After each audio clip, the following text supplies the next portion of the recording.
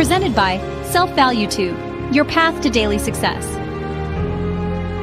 A distinguished welcome to our channel, where every detail is curated with excellence. Your presence adds to the tapestry of sophistication. Get ready for a journey of refined engagement. Now, let's delve into a matter of grave concern. In our modern, hyper-connected world, it's both ironic and heartbreaking to know that many of us feel more isolated than ever. The bustling crowd around us, the endless digital chatter, seems to echo in a hollow space, amplifying our solitude rather than filling it. This loneliness, this disconnection from the world around us, is what we call social isolation. Social isolation isn't about being physically alone. It's about feeling alone, feeling disconnected, even in a room full of people. It's like being an island in the middle of a bustling city, surrounded by life, but cut off from it. This isolation can take a toll on our mental and emotional health, leading to feelings of depression, anxiety, and a sense of being lost or adrift. The impact of social isolation isn't just emotional. It can also affect our physical health. Studies have shown that prolonged isolation can lead to a range of health issues, from heart disease to a weakened immune system. It's clear that our connections to others aren't just a luxury. They're a necessity, as vital to our health as the air we breathe. But how do we know if we're socially isolated? What signs do we look for? Some of the common signs include feeling disconnected from others, having few, if any, meaningful relationships, feeling unnoticed or invisible, and experiencing a persistent sense of loneliness. However, recognizing these signs in ourselves can be challenging. We're often quick to dismiss our feelings or explain them away. We might tell ourselves that we're just introverted or that we prefer our own company, but deep down, we know the truth. We're social creatures, wired connection. When we're isolated, we feel it in our bones. The first step towards overcoming social isolation is recognizing it. It's about acknowledging that we're feeling disconnected and deciding to do something about it. It's about understanding that it's okay to feel lonely and that it's okay to seek connections. It's about realizing that we're not alone in our loneliness and that there are ways to bridge the gap between us and world around us. Remember, recognizing social isolation is the first step towards overcoming it. Next, we delve into the first crucial aspect, breaking the ice, initiating connections. Human connection starts with a simple conversation, a shared laugh, or a common interest. So, how do we initiate these connections? It all begins with breaking the ice. That initial moment when we step out of our comfort zones and start a conversation. The art of small talk, though seemingly mundane, is a powerful tool in kindling connections. A great way to start small talk is by commenting on a shared experience or environment. It could be anything from the weather to an observation about your surroundings. Remember, the goal isn't to dive deep into philosophical discussions, but to create a comfortable environment for interaction. The trick is to keep it light and casual, like the gentle lapping of waves at the shore before the tide comes in. Another strategy is to ask open-ended questions. This encourages the other person to share more about themselves, creating opportunities for you to find common ground. For instance, instead of asking, "Do you like music?" ask, "What kind of music do you enjoy and why?" This opens up the floor for sharing and connection, like keys unlocking doors to hidden rooms. Now, let's consider another powerful way to initiate connections, joining clubs, classes, or interest groups. Imagine a garden.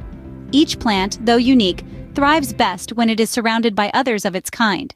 Similarly, joining a group of like-minded individuals not only helps you find your tribe, but also provides an organic platform for initiating conversations. Whether it's a book club, a cooking class, or a hiking group, these environments offer a common interest around which you can comfortably converse and connect. But remember, it's not about the number of groups you join or the number of conversations you have. It's about the quality of these interactions, the depth of the connections you make. Like a gardener tending to their plants, nurture these connections with care, patience, and sincerity. So, next time you find yourself in a social setting, remember these strategies. Break the ice, initiate a conversation, join a club, find your tribe, and remember, everyone is just as eager to connect as you are. Finding common ground is a key to establishing new connections. Building upon the foundation of breaking the ice, let's seamlessly transition into the next key facet: digital connections and networking. The digital world, when used mindfully, can be a powerful tool for building connections. In this age of technology, we are more connected than ever. Yet, it's essential to understand that not all connections are created equal. Social media, in particular, can be a double-edged sword. While it can bring us closer to people from all corners of the globe, it can also leave us feeling isolated if we only focus on the superficial aspects, such as the number of likes or followers. So, how can we use social media positively? The key is mindful engagement. Instead of mindlessly scrolling through your feed, try to interact with posts that truly resonate with you. Leave thoughtful comments, share posts that inspire you, and don't be afraid to reach out to people who share your interests. Remember, genuine interactions are the building blocks of strong, meaningful connections. But social media is not the only resource at our disposal. There's a whole world of online communities waiting to be discovered. These are places where people gather to discuss their shared interests, from books and films to cooking and travel. Participating in these forums can be a great way to connect with like-minded individuals. You might find a group dedicated to your favorite hobby, or perhaps a support group for people going through similar experiences. These online platforms offer a sense of belonging and understanding, which can be incredibly comforting, especially when we're feeling socially isolated. They can also provide opportunities for learning and personal growth, as you exchange ideas and perspectives with people from diverse backgrounds. Now, it's important to note that while these digital connections can significantly enrich our lives, they should complement, not replace, our offline relationships. The goal here is not to amass a legion of online followers, but to create meaningful connections that nourish our emotional well-being. It's all about balance. In the digital age, we have the power to connect with others in ways we never thought possible. So let's use this power wisely, mindfully, and with a genuine desire to connect. And remember, the goal is to create meaningful connections, not just followers. Let's now shift our focus to the next vital phase: nurturing existing relationships. True connection lies in the depth of the relationship, not in the number. With that in mind, let's delve into the importance of nurturing existing relationships. It's not about having 1,000 friends on your social media accounts, but about cherishing those few relationships that truly matter. Imagine your relationships like a garden. You can't possibly nurture every single plant if you have hundreds in a small space. Instead, you carefully select a few, water them regularly, give them the right amount of sunlight and care. These plants will then flourish, providing you with their beautiful blooms or tasty fruits. Your relationships are just like these plants. They thrive on attention, care, and mutual respect. A supportive friendship is one where you be your authentic self, where you feel heard, and where you rely on each other during the highs and lows. So remember to invest time and energy into your relationships, because, as they say, quality connections are more fulfilling and rewarding than quantity. If you're eager to learn more about relationships, we have created an in-depth and advanced perspective on this topic. Just click the notification that will gracefully appear in the top right corner of your screen to check it out.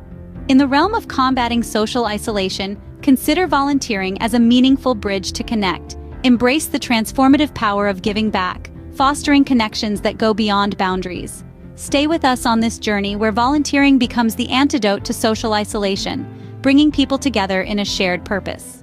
Nothing connects us more to our community than giving back. Volunteering and community service are more than just acts of kindness. They're opportunities to weave the threads of connection, to foster a sense of belonging, and to discover the joy of shared purpose. When you volunteer, you step into a space where commonalities emerge and differences dissolve. You become part of a collective effort, a shared mission, and in that unity, isolation fades away. But it's not just about giving your time. It's also about sharing your unique skills and talents.